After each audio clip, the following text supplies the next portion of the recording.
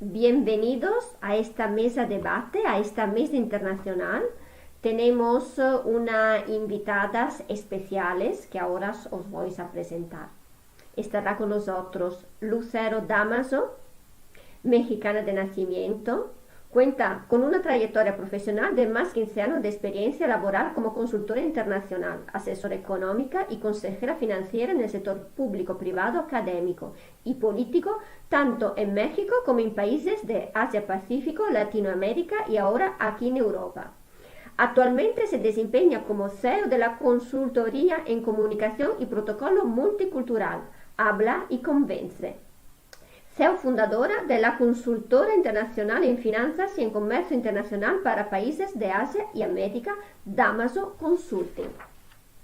Yolanda Fortes, mentora de nuevas habilidades, CEO y founder de WeHoldWin, Leadership International, speaker en liderazgo y resiliencia, transformación, adaptabilidad, co-creatividad. Y desde Argentina, Denisa Rodaro, periodista, divulgadora científica de Tendencia de Futuro, pedagoga, integrante del Parlamento Mundial de Educación y no lideresa Red Mujer Trascendente, Movimiento Mundial. Y desde Alemania, Regina Huber, es presidente y founder de Transform Your Performance con la misión de promover el avance de las mujeres y el liderazgo ético, transformacional e inclusivo.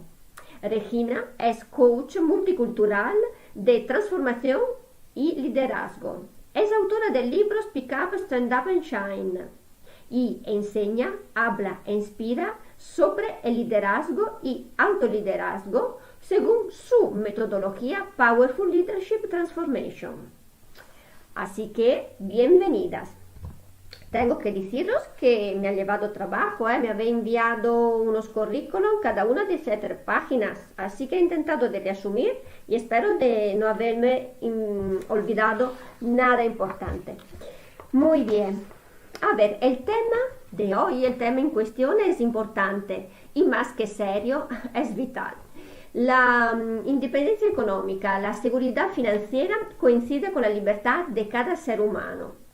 Pero el cómo llegar a la seguridad económica, el cómo hacer malabares con las inversiones, el cómo pensar en el futuro económico mientras se organiza el presente, que es un presente hecho de hipotecas, de gastos para los niños, de facturas que pagar, aquí el cómo todavía no está claro para todos. Si bien el 42% de las mujeres que no forman parte de la toma de decisiones financieras indican que desearía involucrarse más en dichas decisiones, pero no lo hacen. Y me pregunto yo, ¿por qué?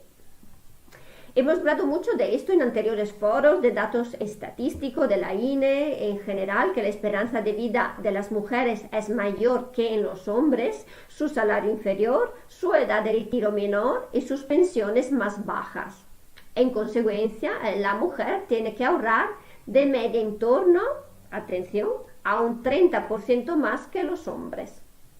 Hay 2 estudios muy interesantes del Digital Look en 2009 y 2010 en los que analizaron 100.000 carteras de inversiones particulares, mostrando que las mujeres obtuvieron una rentabilidad media del 18% y los hombres se quedaron en un 11%. Esto significa que cuando nos ponemos, hacemos muy bien las cosas. Pero, sin embargo, las mujeres tienen en general menor formación financiera que los hombres. Y esto provoca que no tenga esta confianza, esta preparación necesaria para tomar las riendas de sus finanzas. ¿Y por qué no acercarse también a la educación financiera? A mí muchas veces cuando hago los talleres de educación financiera me dicen no, yo no soy de número, fórmulas. No se trata de eso. Sabemos bien, hemos aprendido en este foro que la educación financiera no son fórmulas. Una preparación financiera es crucial para cualquier mujer que planee de formar una familia o también de ir a vivir sola o comenzar su actividad de profesional. Así que voy a lanzar la primera pregunta. ¿Cuánto se ocupan los ciudadanos de su economía familiar? Y según vuestra opinión o vuestra experiencia, ¿cuánto nos ocupamos las mujeres? Así que paso la palabra a Denise y estoy aquí para escucharos. Gracias.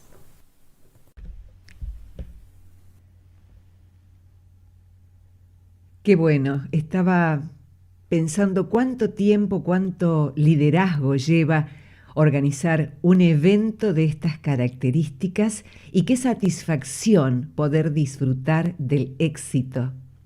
Mis felicitaciones a los organizadores, esta institución maravillosa de educadores y planificadores financieros, esta asociación grandiosa y una grandiosa mujer que tengo el honor de conocer y que admiro, como es la señora Caterina Ruzza, a quien agradezco especialmente la gentileza, la consideración de invitarme para poder plantear un enfoque desde América Latina y concretamente desde Argentina, pero no sin recordar algunos datos que tienen que ver en cómo funciona esto de los hábitos y del conocimiento y de la actitud financiera en la población, no solo de Argentina, sino también de otros países importantes de América Latina, solo por nombrar algunos: México, en Norteamérica, un país de habla hispana, nuestros hermanos mexicanos, y también Brasil,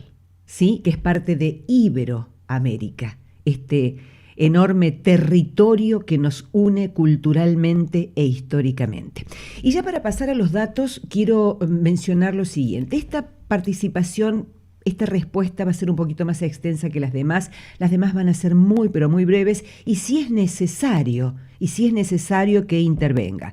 Si no, por allí me sumo directamente en el debate en caso de que haya inquietudes por debatir. Pero en esta primera presentación, cuya pregunta, como bien dijeron quienes me precedieron, ¿cuánto se ocupan los ciudadanos de su economía familiar?, quiero plantear más que como economía familiar en sus hábitos financieros, en sus conocimientos financieros, en la economía personal, en las finanzas personales. Y quiero contar esto. Yo puedo hablar como periodista, además de educadora. Y la educación financiera se encuentra entre los mayores desafíos de América Latina y de Argentina, que es mi país, en particular. Según un informe diagnóstico realizado por el Banco de Desarrollo de América Latina, CAF, y el Banco Central de la República Argentina, Argentina se encuentra entre los países con menos conocimiento y actitud financiera a nivel internacional. En contraposición, quizás debido a los problemas inflacionarios que han tenido lugar a lo largo de la historia argentina, el conocimiento teórico sobre la inflación alcanza uno de los niveles más altos del mundo. 91% de argentinos contesta correctamente preguntas sobre el tema inflación. Y en términos generales, el puntaje de educación financiera de Argentina, 11,5, ubica al país en el puesto 37 de 39 países encuestados en este informe que se realizó durante el año 2017. Se publicó en el 2018 y eso llevó a que en Argentina se estableciera un plan estratégico de educación financiera para el periodo 2019-2023. Y si bien hay conceptos generalizados, consensuados a nivel internacional, en América Latina hay diferentes enfoques sobre educación financiera, porque cada país es diverso. Argentina particularmente, sí, ha elaborado el gobierno con el apoyo de diversos actores del sector público, privado y comunidad internacional, acciones estratégicas. 8 o 9 acciones, pero voy a mencionar 8 que me parecen importantísimas. Una, incorporar contenido de educación financiera en la currícula escolar de educación secundaria. Potenciar la transición del acceso y uso de servicios financieros formales en reemplazo de los informales. Incentivar la planificación financiera y el ahorro, es importantísimo. Impulsar la transición en el uso de pagos digitales en reemplazo del efectivo. Y hay algo que me parece importante, que es la quinta estrategia o punto estratégico: fomentar el ofrecimiento de crédito responsable El sexto, minimizar las prácticas abusivas y fraudulentas. El séptimo, desarrollar campañas para difundir instrumentos financieros apropiados para lo personal o las personas y las empresas. El 8, embeber, fíjense esto, embeber la educación financiera en el contexto de la protección al consumidor. Cada país, su plan estratégico, si lo tiene, de educación financiera, lo embebe en un contexto en particular. Concretamente en Argentina, dado este plan estratégico desde el 2019 al 2023, es embeber la educación financiera en la protección al consumidor. Y 8, segmentar y enfocar contenidos por grupos específicos. Yo incluiría esto dentro de embeber la educación financiera en la protección al consumidor porque no hay mayor diferencia entre un punto y el otro. Y en dicho plan se entiende por educación financiera desde la perspectiva argentina y mucho en consonancia también con la OCDE u otros organismos internacionales. Se entiende educación financiera al proceso por el que los individuos y las empresas pueden mejorar la comprensión de la oferta integral de servicios financieros, desarrollar la habilidad de entender qué producto financiero es necesario para cada etapa de su vida y generar buenos hábitos y comportamientos para la planificación y administración financiera. Ese es el enfoque concreto del Plan Estratégico de Educación Financiera en la República Argentina. ¿Y qué tomo yo de este foro en el que estoy participando? Esta mesa de debate plantea algo que es fundamental, que me parece excelente y me parece visionario. ¿Qué tal si incorporamos, si embebemos la educación financiera no solo en la protección al consumidor, como plantea, por ejemplo, este plan estratégico de Argentina, sino en los planes de educación cívica?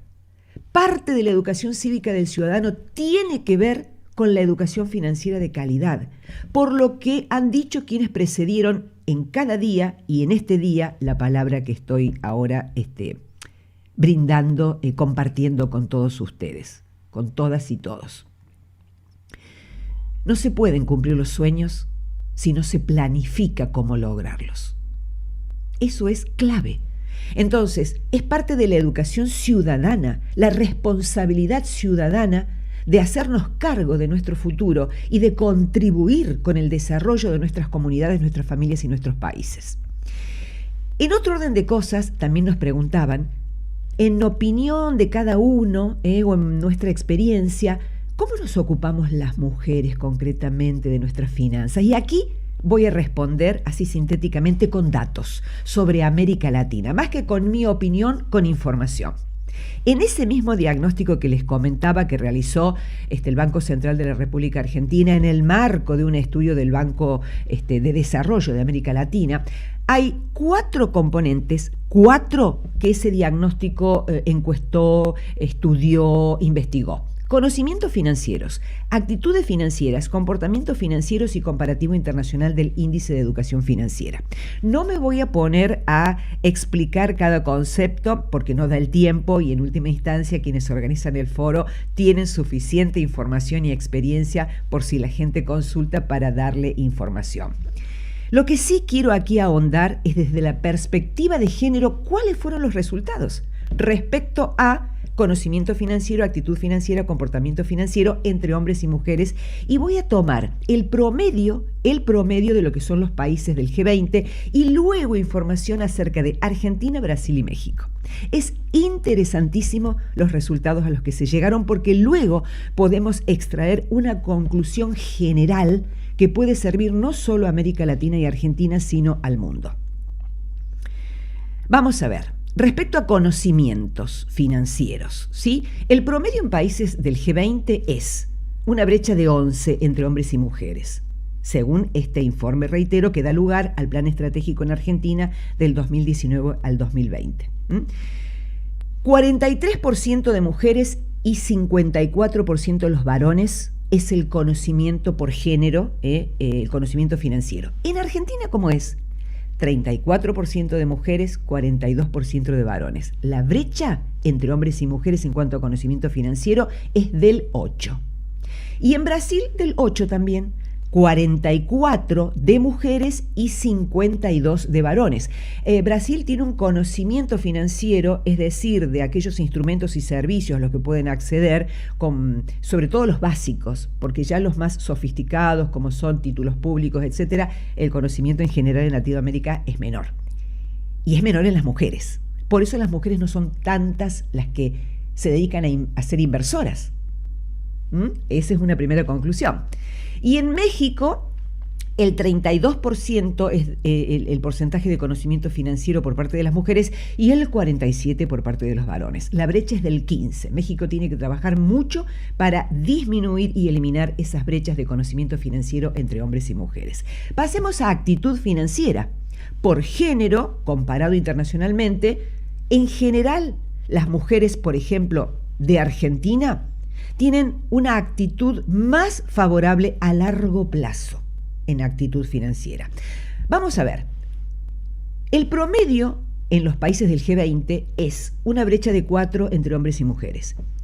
50% de actitud financiera mujeres, 46 varones. Argentina, 50% mujeres, 36 varones, la brecha es de 14 a favor de las mujeres. Es decir, en Argentina las mujeres tenemos una actitud financiera más favorable a lo que es la planificación a largo plazo, la inversión a largo plazo, superior en 14 puntos respecto a los varones. Los varones son más cortoplacistas en Argentina. Respecto a Brasil, también las mujeres tienen 52%, los varones 49%, la brecha es de 3, es un poco más equilibrado. Y en México ya vuelve a ser menor. Las mujeres son más cortoplacistas, pero muy poco, un 1, es la brecha. 44% mujeres, 45% los varones. Así que en América Latina en general la actitud financiera respecto a esa actitud más favorable a largo plazo, las mujeres estamos bien. Solo por nombrar un aspecto. Vamos al tercer punto y con esto voy cerrando. Comportamientos financieros. Esto es importantísimo. Todo tiene que ver con los hábitos y con la cultura y con la responsabilidad ciudadana de cada uno y del Estado respecto a la educación al ciudadano. Pero el de comportamientos financieros es clave en Argentina. Y ya van a ver que en otros lugares también. El comportamiento de los consumidores puede tener impactos negativos o positivos en su situación financiera. Voy a dar un solo ejemplo así rapidito, ¿sí?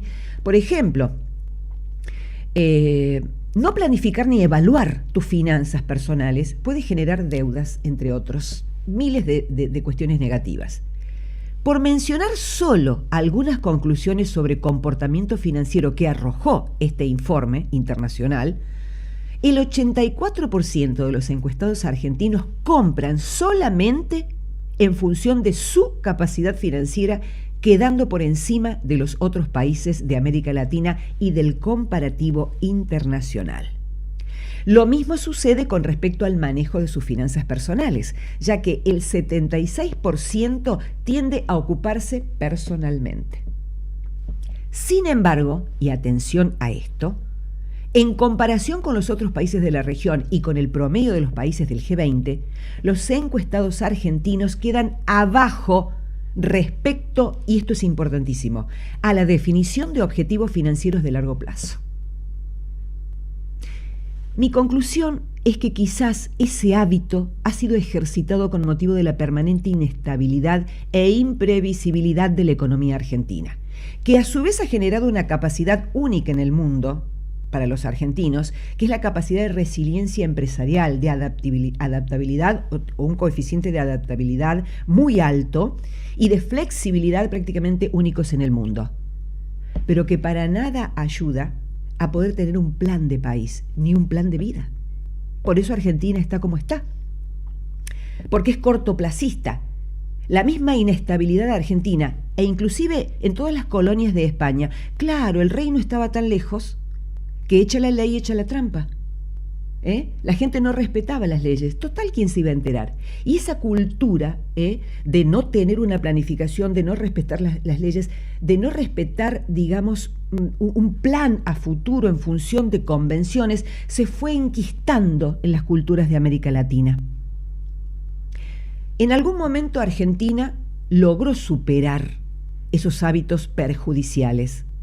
Y la misma inestabilidad económica y la falta de planificación ya desde hace 70 años en distintos gobiernos, no me voy a poner a dar nombres ni a culpar a nadie, pero digo, es un hecho que logró, por un lado, capacidades de resiliencia, adaptabilidad, flexibilidad en la población argentina, en los empresarios mucho más, por supuesto, pero también eso de no planificar a largo plazo, no tenemos viabilidad como país. Un país con tanta riqueza, con tantos recursos, con tanta inteligencia adaptativa, con tanta resiliencia, si no cambia sus hábitos y empieza a planificar su futuro, lamentablemente no tiene viabilidad.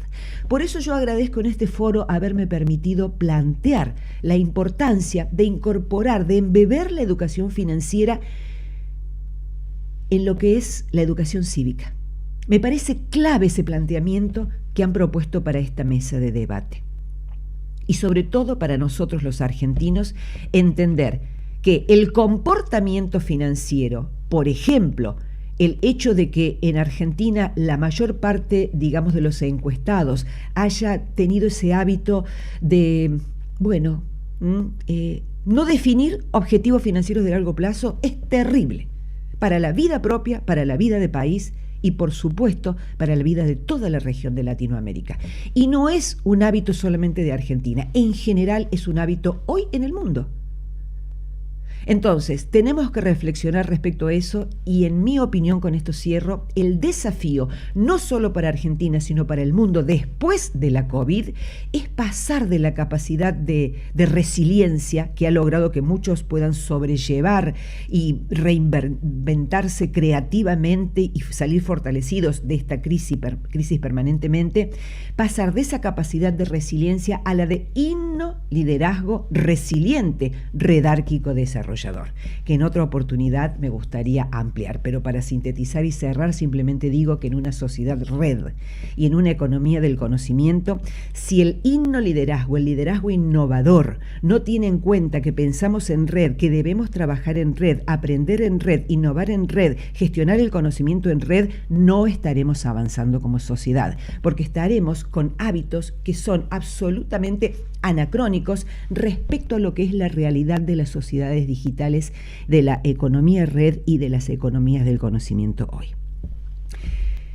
Así que simplemente eso, agradezco el tiempo, estoy fascinada con este foro, estoy fascinada con lo que es esta posibilidad de abrir conciencias, desarrollar conciencias sobre la importancia de la educación financiera como parte de la educación cívica ciudadana, esta educación financiera ciudadana de calidad que con tanta pasión me ha contagiado, me ha enamorado la señora Caterina Ruzza. Yolanda Fortes, tus apreciaciones respecto del primer disparador propuesto en esta mesa de debate. Adelante.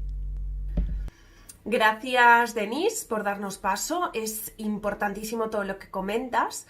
Y desde mi punto de vista, yo creo que las cuentas, que esa educación financiera dentro de la unidad familiar todavía tiene muchísimo recorrido, porque nos estamos dando cuenta, valga la redundancia, que en momentos complicados ahí es en donde tenemos que dejar de echar las cuentas de la lechera, eso de ingresos menos gastos, para poder salir adelante o poder contemplar opciones en momentos más complejos, ¿no? Y los que tenemos hijos, involucrarlos en la economía doméstica, porque al final el dinero no muerde, ellos en un futuro lo van a necesitar. Debemos de dejar de esconder un poquito el tema de la situación familiar o de la educación con respecto al dinero propiamente dicho.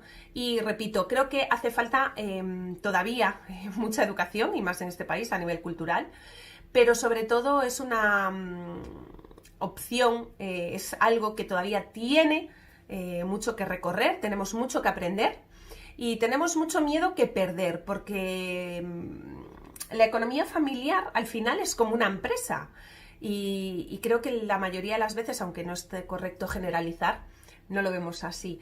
Pero sí, nos hace falta aprender, que ya lo estamos haciendo, para eso está el foro, y nos hace falta cambiar un poquito esa mentalidad y empezar a aplicar otro tipo de estrategias y de control económico para que en situaciones como las que estamos viviendo no nos encontremos con el agua al cuello. Así que encantada de participar, encantada de dar mi punto de vista y deseando escuchar a Lucero.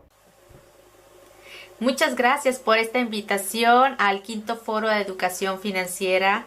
La verdad es un honor formar parte de este debate y sobre todo dar las aportaciones que son tan interesantes en base a este tema, porque realmente educación financiera siempre necesitamos tenerla, no solamente como una base de educación, sino también llevarlo a la práctica en nuestra vida personal. Y por qué no partiendo de nuestra casa, nuestra vida personal, de donde ahí es donde tenemos nuestra primera empresa, en donde interactuamos con recursos, somos el recurso humano, somos el capital que le damos vida a todas las cosas que tenemos a nuestro alrededor y del cual, por ejemplo, de todos nuestros ingresos que tenemos, pues siempre disponemos algo para nuestra economía familiar, lo que es la compra de la compra de la semana, pagar gastos, gastos personales, gastos profesionales, gastos de la familia. Bueno, la familia es una gran empresa.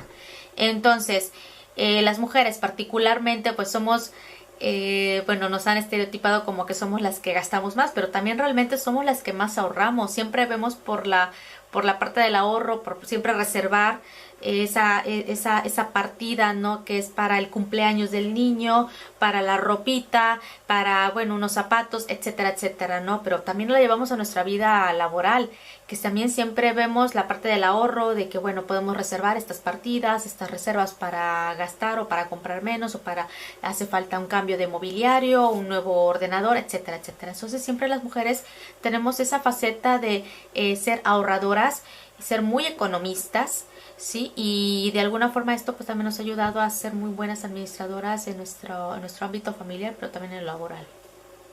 Paso la palabra ahora a Regina. Muchas gracias. Gracias, Lucero, y gracias a Catarina por invitarnos a esta mesa en tan excelente compañía. Bienvenidos a todos que nos están acompañando. La cuestión no solo es si se ocupan de su economía familiar, sino si saben hacerlo de forma que les beneficia y lo hacen con gusto. El problema principal que estoy viendo es que aprendemos tantas cosas en el colegio que nunca aplicamos en la vida, pero no aprendemos lo que realmente necesitamos saber para tener éxito, como por ejemplo gestionar el dinero para que podamos tener una vida llena de prosperidad y satisfacción. Y claro, no es agradable ocuparse de las finanzas cuando no sabemos cómo. En lo que se refiere a las mujeres, pienso que esto varía mucho en las diferentes culturas y familias. Y yo no comparto mis finanzas con nadie, pero si miro alrededor mío, veo muchos comportamientos diferentes. Por ejemplo, si miro a mis hermanos que comparten hogar con su pareja, puedo observar que todo está muy equitativamente distribuido. Las decisiones grandes se toman juntos, con la pareja. Aunque cada uno hace sus compras individuales sin tener que pedir permiso al otro, obviamente. Existe un equilibrio entre decisiones financieras conjuntas, que son las grandes, ¿sí? Y una cierta libertad con los gastos diarios. Y lo mismo se da en los hogares de la mayoría de mis clientes, yo diría. Al mismo tiempo, estoy muy consciente que no es así en todas las familias. Cuando escucho a hombres con que colaboro alrededor del mundo, a veces es obvio que son los hombres que controlan las finanzas y toda la economía doméstica. Y las mujeres en algunos casos ni tienen acceso a las cuentas. Eso también existe. Catarina, te devuelvo la palabra a ti. Pasamos a la segunda pregunta. Las mujeres, estaré de acuerdo conmigo, contribuyen cada vez más a las cajas de la familia y en el futuro cada vez más mujeres serán la principal fuente de ingresos. Pero, sin embargo, las mujeres, o por lo menos la mayoría de las mujeres, delegan con demasiada frecuencia las decisiones financieras o a su pareja, o en su padre, o a los hermanos, o a terceras personas. Y cuando esto que subrayarlo, cuando una persona delega la información financiera a otros, Es como si delegase una cantidad significativa de control sobre su vida. Y también hay estudio reciente que dice que las mujeres en familia se ocupan de la cesta de la compra y los hombres de las inversiones financieras. Así que, ¿vosotros qué opináis? Es un problema cultural. Así que, adelante, Regina, ¿tú cómo lo ves? Bueno, Catarina, como ya dije anteriormente, en mi familia próxima no es lo que observo, pero seguramente podría ser así en otros hogares, otras familias y obviamente varía también entre culturas. Hay estudios que muestran que muchas veces se continúan las tradiciones sin cuestionarlas. También hay que tener en cuenta que estadísticamente hablando, las mujeres sobreviven a los hombres. Entonces, ¿qué pasa cuando de repente las mujeres están al mando de la economía familiar? Hay que estar preparadas, mujeres. Lo que sí me parece interesante para tal vez otro debate es el comportamiento inversionista de mujeres comparada con el de los hombres. Según estudios, las mujeres tienden a favorecer las inversiones de impacto o impact investing por un lado y las inversiones más seguras por el otro. Los hombres son los que tienden a invertir en derivados, en futuros, en valores más arriesgados, según estos estudios, mientras que las mujeres típicamente van por fondos de inversión, títulos de renta fija, etc. Aunque sí creo que las mujeres no son tan adversas al riesgo como siempre se dice. Yo sería el ejemplo del contrario, porque toda mi vida ha sido de tomar riesgos. Pero claro, si hubiera tenido preparación financiera práctica y más profunda, habría podido evitar muchas pérdidas en el pasado también. Pero a lo que voy es que las mujeres parece que actúan de manera diferente a los hombres y se enfocan en un equilibrio entre riesgo y lucro esperado. Eso por lo menos es lo que se ve en las encuestas. Lucero, ¿qué piensas tú? En cuanto a la pregunta número 2, bueno, yo creo que las épocas han cambiado. Ya realmente los roles, tanto de quién es el proveedor de la familia o quién es el que se encarga de las labores o cuidados de casa, yo creo que ya no está enfocado a ser hombre, a ser mujer. Yo creo que ya los dos participamos dentro de los mismos derechos y la misma igualdad, ¿no? De participación dentro de la economía. A veces ya son los hombres quienes cuidan los niños o quienes se encargan de hacer la comida, cuando las mujeres somos las que a veces estamos más tiempo trabajando. Ya realmente las épocas las han cambiado y también las normatividades jurídicas, ¿no? También han permitido que haya esa igualdad.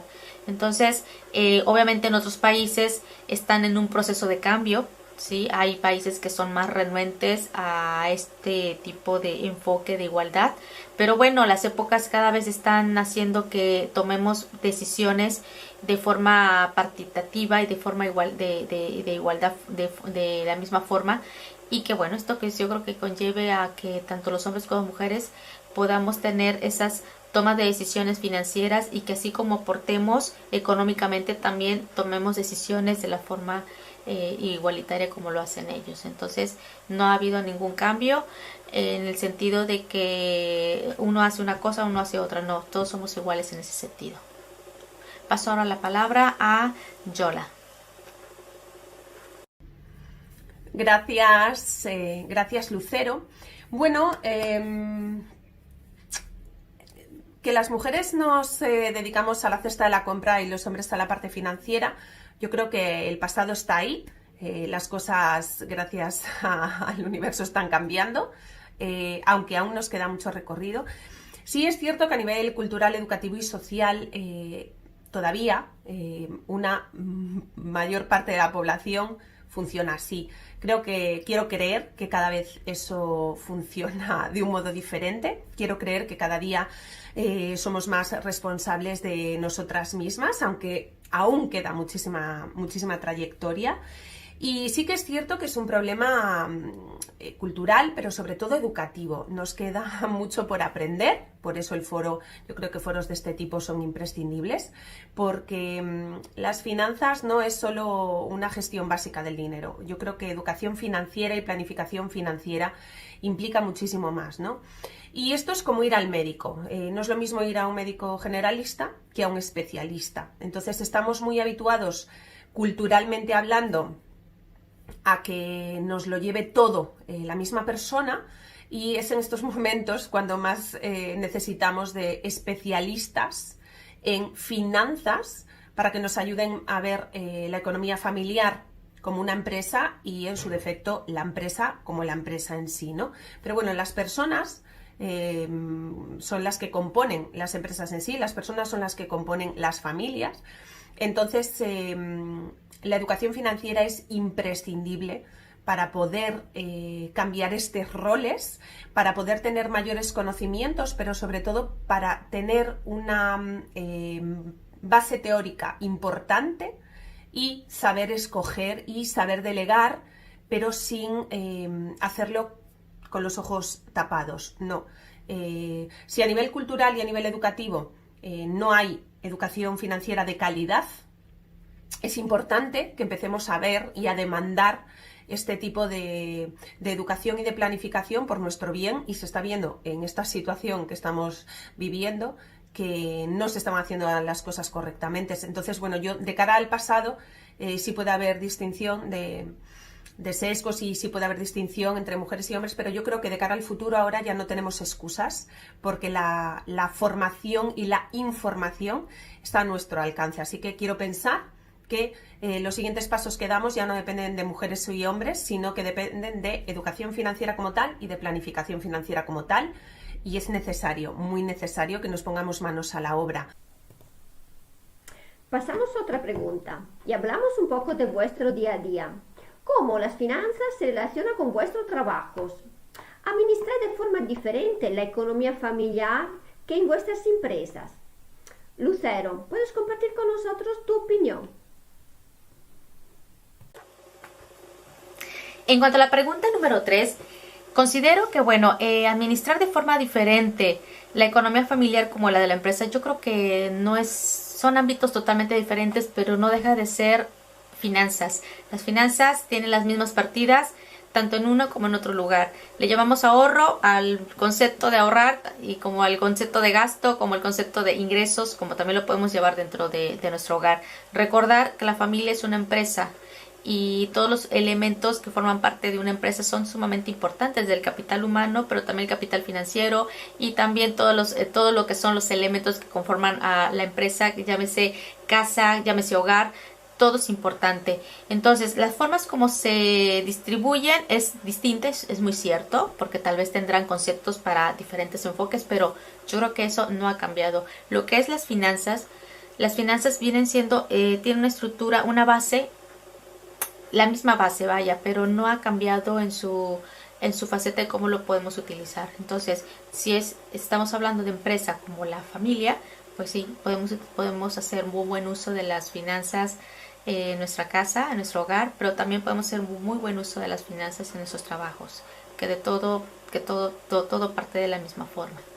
Paso la palabra ahora a Regina. Muchas gracias. Gracias, Lucero. La verdad que en mi caso, como vivo sola, esta pregunta se contesta rápido. Obviamente manejo los ingresos, los gastos, los presupuestos y las inversiones de la empresa por separado de mis finanzas personales. Tengo cuentas separadas y todo eso. Pero como no tengo familia propia y he puesto todo mi dinero en mi empresa sin inversiones externas, entonces obviamente mis finanzas personales están muy estrechamente relacionadas con las de mi empresa. Lo que sí, intento pasar todas mis lecciones sobre la abundancia y la prosperidad y la gestión del dinero, como yo sepa, todo lo que he aprendido sobre cómo co-creamos nuestra abundancia a mis clientes según venga el caso. Esto también incluye la negociación efectiva de salarios u otros términos. Igual que he tenido que aprender a negociar por mi propio negocio y cobrar según el valor que estoy ofreciendo a mis clientes, También les enseño a mis clientes de coaching a hacer lo mismo, independientemente si negocian por una subida de salario, en el caso de las empleadas y los empleados, o si negocian por un contrato, en el caso de empresarios y empresarias. Sí, hay métodos, herramientas, técnicas, todo eso que les comparto a mis clientes, pero también es una cuestión interna que tenemos que saber manejar. Y eso es donde está la transformación en el coaching que yo hago con mis clientes, para que puedan generar más ingresos más fácilmente y después administrarlos según las recomendaciones de Catarina. Bueno, pues en el día a día, aquí las finanzas se contemplan como lo que son finanzas familiares y finanzas empresariales. ¿Y qué puedo deciros con respecto a qué tienen que ver las finanzas con mi labor profesional como mentora de nuevas habilidades y como ese plus de eliminadora de pajas mentales? Bueno, pues al final esta situación en sí nos obliga a eliminar esa paja mental que tenemos, nos obliga a readaptar esta realidad, nuestra forma de vivir, y para mí es imprescindible contemplar que es un momento estupendo para crear un estilo de vida más funcional, muchísimo más acorde con nosotros mismos como personas individuales que somos.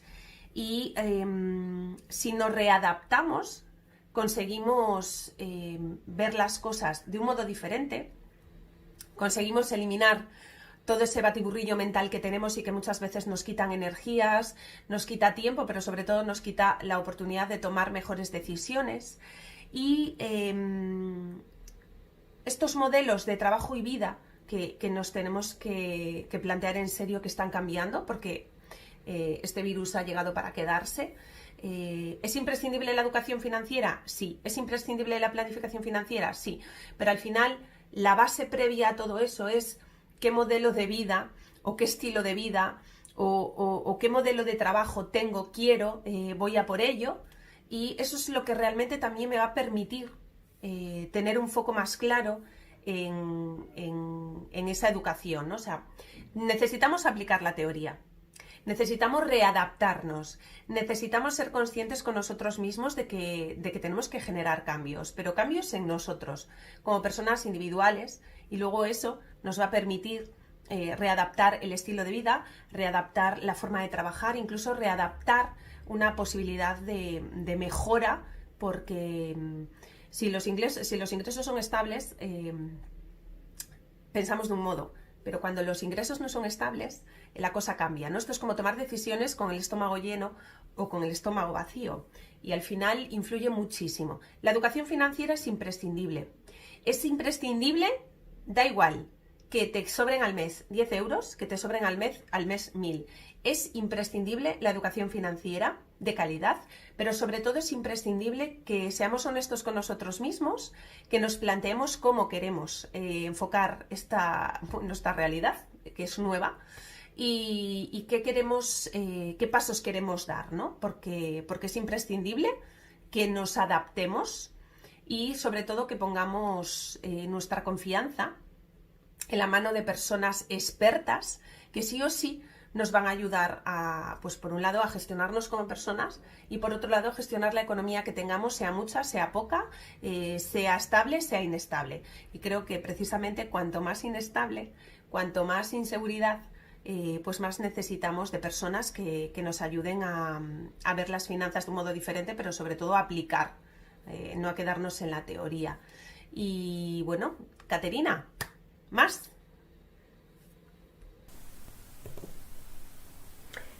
Seguimos con las preguntas. Bueno, en un foro de debate como esto, siempre tenemos que reservar tiempo para plantear soluciones o deseos. ¿Y qué os gustaría a vosotras que cambiase? Claro, si es que pensáis que hay algo que cambiaríais. ¿Qué pensáis que se podría hacer para mejorar nuestra felicidad, nuestra calidad de vida en el presente y en el futuro? Yola, ¿tú cambiarías algo? pregunta, ¿qué podemos hacer para mejorar nuestra felicidad y nuestro bienestar y nuestra calidad de vida en el presente y el futuro? Bueno, yo creo que tenemos que volvernos cada vez más creativos. Tenemos que cada vez permitirnos adaptarnos a las circunstancias.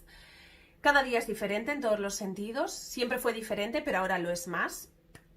Entonces, bueno, yo creo que lo que comentaba antes, el darle una vuelta de tuerca a ese estilo de vida que llevábamos, a esos modelos de trabajo o a eso que aspirábamos, hacerlo más funcional. Dejar de vivir tanto en la teoría y poner en práctica. Dejar de ansiar de cara a la galería y empezar a hacer un trabajo de introspección de realmente quiero, realmente necesito, realmente es a lo que aspiro, realmente eso es lo que me voy a llevar de esta única vida que puedo vivir. Entonces, dentro de lo que a mí me apasiona, que es esa readaptación de las habilidades que tenemos, creo que el bienestar y la calidad de vida presente y futura también depende, en primer lugar, de nosotros mismos. Suena muy mundo de yuppie, es un mensaje que ya está desgastado, pero sí tenemos que ser honestos y coherentes con nosotros mismos y tener modelos de vida y de trabajo mucho más funcionales. Por lo menos modelos de vida más funcionales, si vemos que en el trabajo no tenemos tanto poder de decisión o no tenemos tanta opción de cambio, ¿no? Pero tener modelos de vida más funcionales y unir fuerzas con personas de nuestro entorno, ¿no? Porque al final no podemos saberlo todo. Sí podemos tener un ligero conocimiento, pero no podemos ser expertos en todo. Y ese bienestar presente y futuro también se consigue arrimando el hombro a personas que nos complementen, personas que, aunque sean muy diferentes a nosotros, que nos aporten, ¿no? Y eso es imposible, o sea, eso es imprescindible. El delegar, el colaborar, el cooperar, pero siempre desde lo que yo necesito o desde lo que yo deseo o desde lo que yo veo de cara a un futuro, ¿vale? Sin economía, el bienestar quiebra. Es muy bonito decir, no necesito el dinero, no quiero, no. Tengamos, o sea, yo creo que ya es momento de ser realistas. Este foro es un foro que realmente aporta ideas, soluciones y cosas, información muy real. Tenemos información a un golpe de clic, tenemos formación también a golpe de clic y para mí, repito, lo más importante es crear un modelo de vida funcional, en el que nos permitamos ser personas, en el que nos permitamos saber pedir ayuda, en el que nos permitamos reconocer que las cosas han cambiado, que hay que adaptarse, que a veces hay que aflojar la corbata o a veces hay que echar la camisa o la blusa para atrás y, bueno, hincar un poquito más el codo y ser sobre todo honestos con nosotros mismos, porque el bienestar es algo que se puede mantener a largo plazo y vida hay una, así que no tenemos mucha más opción, o vivimos la que tenemos y nos adaptamos a ella o lo vamos a pasar francamente mal. En el contexto de la economía familiar debemos no solo educarnos sobre las formas de ahorro, inversiones, etcétera, los aspectos prácticos de la economía doméstica. Todo eso es esencial, obviamente, pero lo que tampoco aprendemos en el colegio es el mindset de la abundancia, de la prosperidad. Al contrario, muchos de nosotros, por lo menos los de mi edad, crecieron con una mentalidad de falta, de austeridad o incluso de pobre. Y como sabemos, tanto nuestro comportamiento como nuestra realidad dependen al 95% de nuestro subconsciente, de cómo fuimos programados durante la niñez y también después, a través de nuestras experiencias. Es esencial estar conscientes de nuestras creencias y sobre todo las creencias limitantes. Podemos descubrir creencias conscientes y subconscientes al observar nuestros pensamientos y patrones de comportamiento. Si nuestros pensamientos y palabras tienen un enfoque en la falta, en lo que no tenemos, en la ausencia de lo que queremos, entonces va a ser más difícil crear la prosperidad que deseamos tanto tener. Porque nuestros pensamientos crean nuestra realidad. Todo empieza en la mente. Claro que cambiar patrones requiere disciplina. Y lo que ayuda es estudiar el tema del mindset. La mentalidad autoempoderadora es otra cosa que realmente deberíamos haber estudiado en la escuela, pero desgraciadamente no nos tocó. Recordemos siempre que para conseguir lo que queremos es necesario agradecer lo que tenemos, concentrarnos en lo que queremos en vez de lamentar lo que no tenemos. Así que es importante practicar la gratitud y la visualización. Lucero, tengo curiosidad. ¿Qué es lo que tú piensas sobre este tema? Creo que en esta pregunta número 4, en cuanto a dar ciertas soluciones y llegar a ese equilibrio llamado felicidad, yo creo que la felicidad lo tenemos cada uno de nosotros. Lo que para unos es el éxito, la felicidad para otros es tener salud. Esa es la felicidad. Entonces, yo creo que cuando tienes ese equilibrio en tu vida personal, ¿sí? Esto igual te puede traer diferentes enfoques. Como por ejemplo el no tener deudas, eso es tener cierta tranquilidad, estar fuera de preocupaciones, ¿sí? Y a lo mejor el tener salud es tener esa felicidad y esa tranquilidad emocional. Depende desde qué enfoque lo puedas llevar. Pero sí es muy cierto que cuando estás más tranquilo y tal vez puedes decir, bueno, no tengo felicidad, tal vez no podrías tenerlo, pero tienes paz y puedes vivir más tranquilo cuando, por ejemplo, no tienes deudas. Eso es algo, o cuando tú pagas tus deudas. Eso es como que es un desahogo y un relax mucho que te lleva a mayor tranquilidad. Entonces no hay como obtener ese tipo de equilibrio en lo financiero, pero también en lo emocional, que las dos cosas de alguna forma se empatan y tienen cierto vínculo. A veces las personas cuando tienen ciertas deudas o deudas con Hacienda o deudas con proveedores, se crean a veces hasta enfermedades o a veces están preocupados, tienen ansiedad, no pueden dormir precisamente por ese tipo de situación que les preocupa. Entonces no hay como tener esa tranquilidad financiera. Paso entonces la palabra bueno, es una contestación abierta, entonces a quien desee contestar la siguiente. Muchas gracias.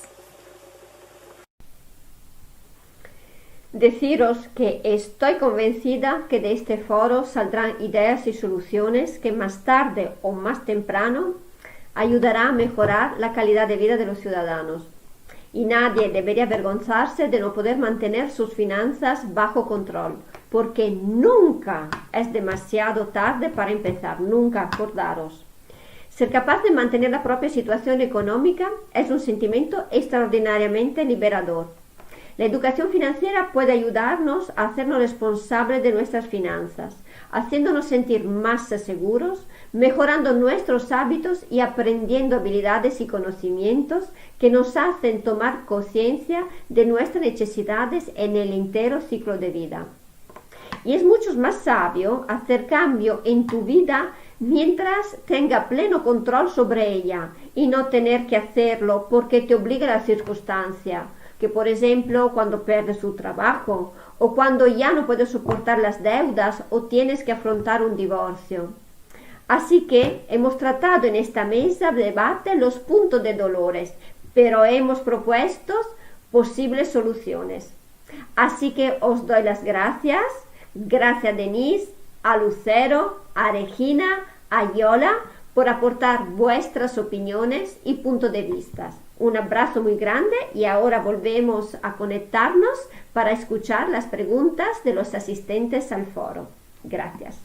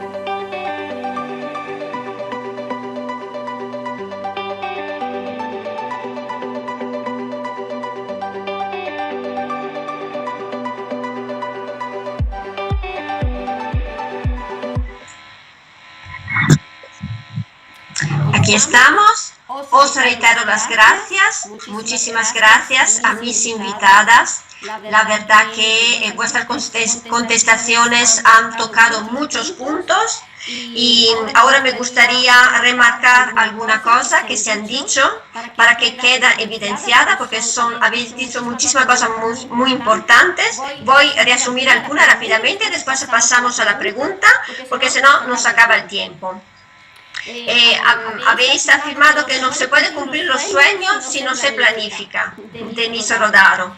Regina, que no es agradable ocuparnos de las finanzas si no sabemos hacerlo. Se continúan las tradiciones sin cuestionarlas y a veces, puedo añadir yo, sin darnos cuenta. Yola, cada vez somos más responsables de nosotras mismas. Que a veces el problema no es cultural, más es de educación y de hábitos. Lucero, dijiste que la familia es una empresa y todos vosotros después lo habéis reafirmado en vuestras contestaciones. También hay que ser honesto con nosotros mismos y qué pasos queremos dar. Tenemos que tomar conciencia y activarnos, dijo Yola. Así que ahora pasamos a las preguntas. Aquí tenemos, a ver, esta pregunta es para Regina, Lucero, Denise, pero Denise ya contestó esta pregunta al principio, así que doy la palabra a Regina y es, ¿cómo conociste la asociación? Y qué se está haciendo sobre educación financiera en Alemania. Si se está haciendo algo diferente de lo que comentó, probablemente entiendo, Denise en su intervención al principio. Bueno, muchísimas gracias por esta pregunta excelente. Primeramente, ¿cómo conocí la asociación? Bueno, fue a través de un programa de radio en el que estuvimos juntas con Catarina en Argentina, en el programa de Denise, que está con nosotras también acá hoy. Sobre la pregunta sobre Alemania, bueno, yo en realidad normalmente resido en Nueva York. Yo he vivido en varios lugares del mundo, ¿verdad? Así que estoy un poco alejada de lo que está pasando en Alemania en este respecto, aunque en este momento estoy acá en Europa. Pero bueno, yo diría que sé un poco más sobre lo que también ya habló Denise, porque también viví en Latinoamérica unos 9 años y también en España por 7 años. Pero en este momento estoy más cercana a Estados Unidos y en parte también a África. Entonces voy a hablar un poco sobre Estados Unidos. Allá hay mucho la práctica de, bueno, hay dos conversaciones un poco diferentes, yo creo. Una es la que se tiene en círculos de empresarios y otra es la que se tiene en círculos de empleados, de gente con ciertos ingresos como empleados, así que hay expertas para todos esos grupos y hay varios tipos de expertas, ¿sí? Lo que llaman ahí los financial advisors tal vez sea lo más conocido, ¿no? Son los que normalmente trabajan con empresas de seguros u otras institutos financieros. Siempre son independientes. No son como Catarina, que realmente educa a la gente, que nos da sus recomendaciones y sugerencias independientes, según tengo entendido. Entonces, la verdad que no he visto lo mismo exactamente que hace Catarina allá, pero debe haber seguramente algunos institutos que educan, ¿no? Entre los empresarios se habla mucho sobre inversión. Sí, se habla mucho más sobre otros tipos de digamos, de economía doméstica. Así que depende un poco. Y no voy a hablar mucho de Latinoamérica porque seguramente también ha cambiado mucho desde que yo vivía allá hace ya 8 o 9 años. y Denise lo sabemos. Muy bien. Espero que esto sirva. Sí, sirve mucho. Muchas gracias, Regina. Antes de pasar la palabra a Lucero, voy a hacer una pregunta a Yola porque tienes que irse por motivo de agenda. Así que, Yola, te lanzo esta pregunta y después te dejo libre con tus tareas. Entonces, me pregunta, Yola, un consejo para las mujeres que tratamos de conciliar trabajo, vida personal y familia. ¿Estás? Yola, no te vemos, no sé si son problemas de conexiones. Te escucho, pero no te veo. De todas formas, si te escucho, puedes contestar igualmente. Quiero esconder. Hola. Ok. Adelante. Sí. Vale. Bueno, realmente ¿Se escucha mal? estás con nosotras y aplicarnos una consultación personal. Yolanda, perdona, tengo que interrumpirte porque no sé si tienes problemas de conexión, pero no se escucha. Así que es un poco molesto escuchar todo así interrumpido. Hacemos una cosa, si te puedes conectar donde hay una conexión mejor, bien, y si no, tú me contestarás y vamos a esta persona le vamos a contestar en privado, si te parece.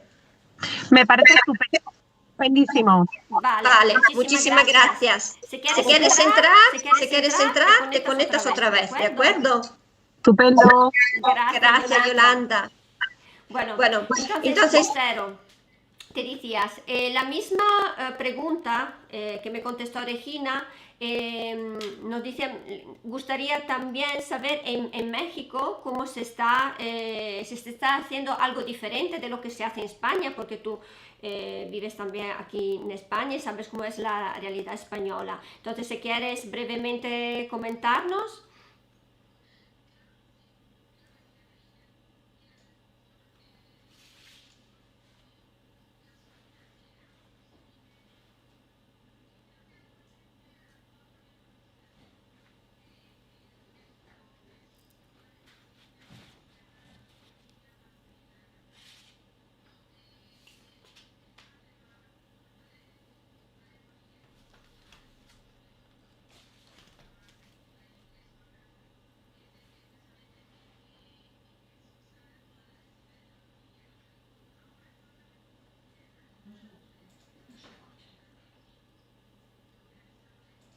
Pero ahora la mujer ha tenido un papel mucho más relevante en el aspecto profesional.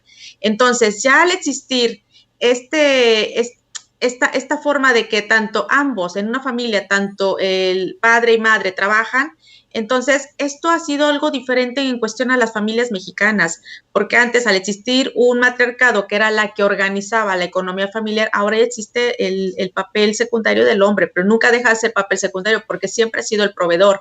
Ahora los dos ya son proveedores. Ahora también en la faceta, por ejemplo, en cuestión bueno, en México también se da mucho la situación de, por ejemplo, de las familias monoparentales, es decir, la madre soltera o el padre soltero. Eso también ya es una situación que antes era un poco complicado de entenderlo, ahora ha cambiado. Ya existen las familias de la mujer que trabaja, la madre soltera que trabaja, educa, le da educación a los hijos, trabaja por los hijos y es la que provee y la que es madre y padre al mismo tiempo. Es una situación tan natural y tan normal que está ocurriendo en México. Cosa diferente, por ejemplo, en los países asiáticos, que es ahí donde viví también muchos años, y todavía ahí la cultura todavía es más reservada, donde respetan mucho el papel del papel de la mujer como el papel del hombre.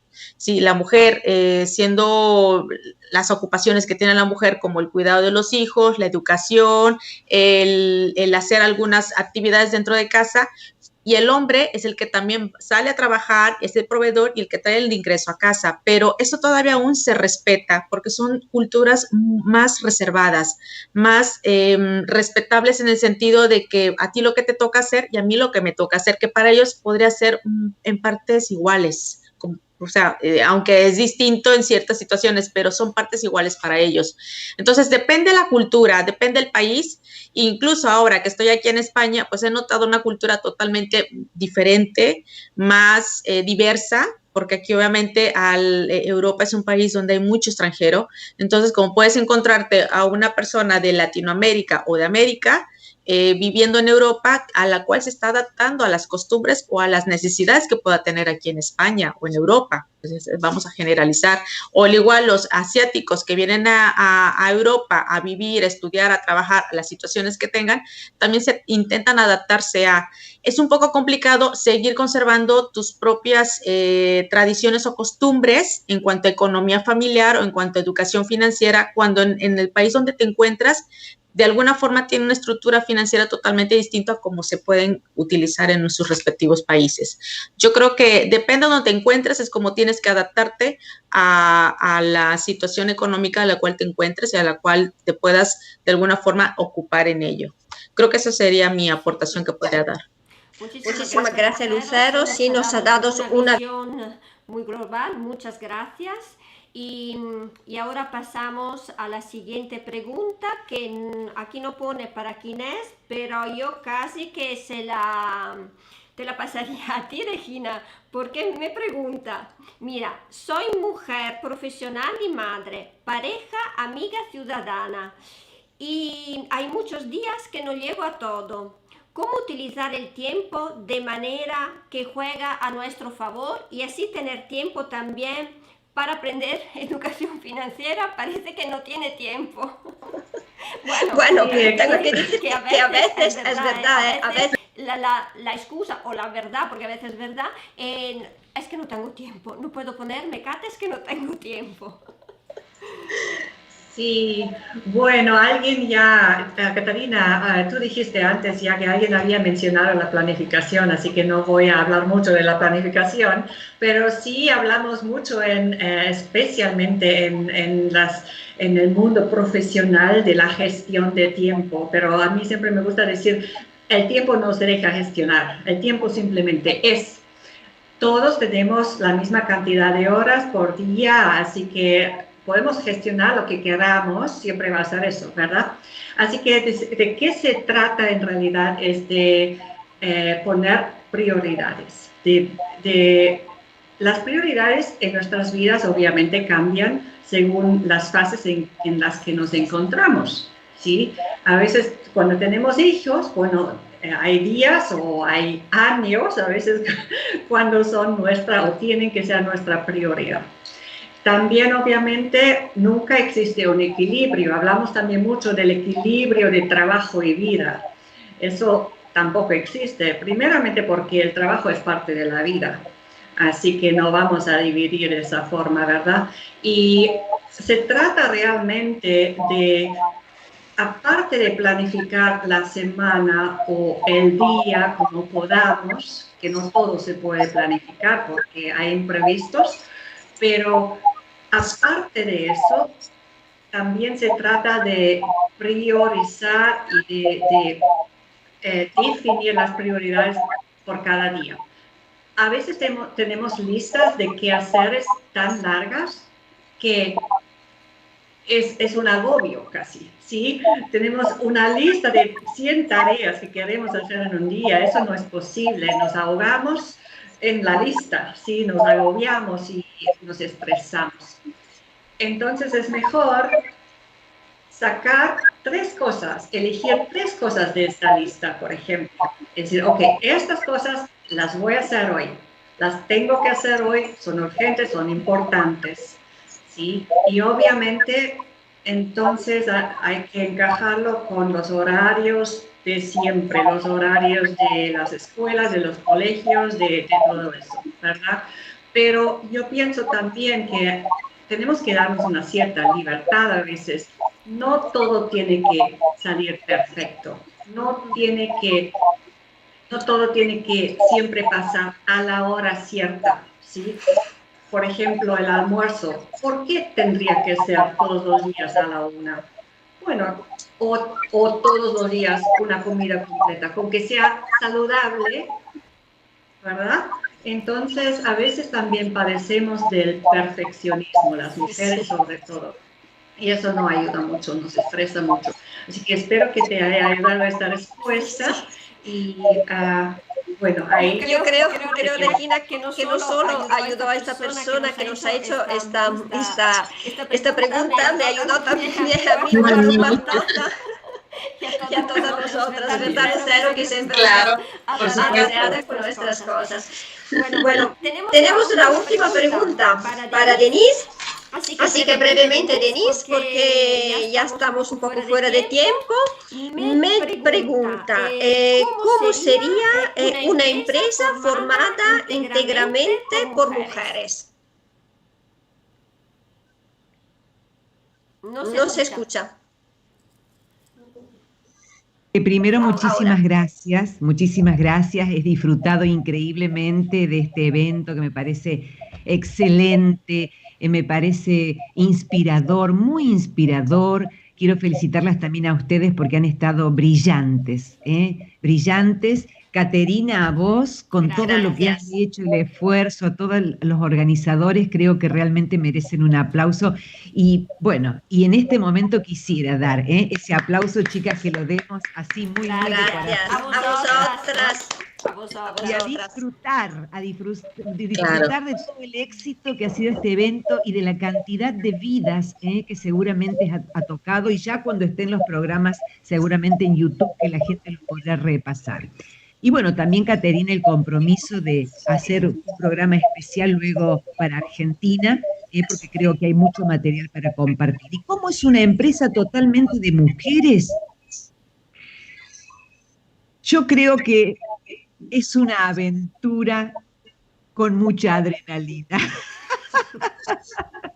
Y tenemos que verlo así. Es igual que una empresa constituida por hombres, solo que tenemos que vencer esos miedos, ¿sí? Esos miedos que nos impiden animarnos al error. ¿Y qué pasa si nos equivocamos? Si es parte del aprendizaje, eso es lo maravilloso. Vivamos con alegría el aprendizaje del ensayo y error que implica emprender. Anímense, chicas, todas las que estén viendo, no importa si nos equivocamos, de esa manera aprendemos. Ese es mi mensaje, tiene que ser una empresa coordinada, liderada por mujeres, una empresa con esa inteligencia y empatía que tenemos las mujeres, de acuerdo a las investigaciones científicas, ese chute de testosterona que en las primeras semanas recibe el hombre para luego poder biológicamente ser hombre, hace que se diferencie el cerebro respecto a la mujer. La mujer, al no recibir ese chute de testosterona que la deja biológicamente como mujer, puede desarrollar de una manera impresionante y mucho más que el hombre una parte del cerebro que es fundamental para la comunicación y la coordinación en red. Esto, si quieren, les puedo brindar los estudios científicos, casi todos anglosajones, de manera que el siglo XXI, el siglo de las sociedades redes, es el siglo de las mujeres. Anímense, chicas, no importa si nos equivocamos, así aprendemos. La ciencia se ha desarrollado y ha ido avanzando por ensayo y error, y así nosotras podemos avanzar también. Un besito grande y feliz y emocionada, hasta las lágrimas, por participar en este momento. Muchas gracias. Bueno, muchas gracias de verdad, de corazón, por vuestro tiempo, que sé que habéis una agenda muy apretada. Y entonces, gracias, Lucero. Gracias también a Yolanda, que sé que ya no está por problemas de conexión. Gracias, Regina. Y gracias, Denise, porque sé que también con el cambio de horario habéis madrugado muchísimo. Y así nada, gracias por vuestra aportación. Y nada, un abrazo enorme. Un beso. Y antigua patria también, durante 7 años, así que... Galicia, la tierra de una parte de mis abuelos. A todos los gallegos maravillosos y gallegas maravillosas, de corazón a corazón, todo el amor del mundo. Denise, pero no sabes, Denise, a mí cuando me mudé a Argentina me dijeron la gallega, porque mi acento entonces era más español, pero ya se me perdió un poco con todas las mezclas de acentos de todos los lados. Este año también estuve en México, Lucero, así que se me mezcla constantemente. El acento de Caterina que me encanta porque otra parte de mis abuelos son italianos y otra parte árabes, bueno, lo que es Argentina, ¿no? Y Lucero tan maravillosamente con esa tonadita mexicana que adoro México. Gracias. ¡Órale! Pues gracias a todas ustedes también, chicas, porque de todas se aprende. Cada una de ustedes tuvo una aportación tan interesante. Yo las escuché anteriormente en las grabaciones y la verdad, yo creo que yo me quedo un poquito de todas ustedes. Gracias y espero que en otra ocasión, Caterina, que nos pueda ofrecer otra oportunidad como estas y hacemos otro debate también igual de interesante como lo hicimos. Muchas gracias. Gracias a todas. Y a todos los caballeros que han participado, también nuestro agradecimiento, ¿eh? Qué gran equipo, Caterina. Felicitaciones a todas y a todos. A todos. Gracias, de verdad. Gracias de corazón. A vosotras. Hasta pronto. Os quiero otra vez conmigo. Queremos más, claro que sí, más eventos.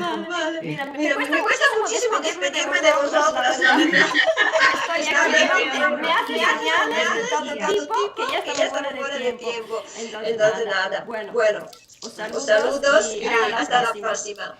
Gracias. Chao. Grandiosa mujer.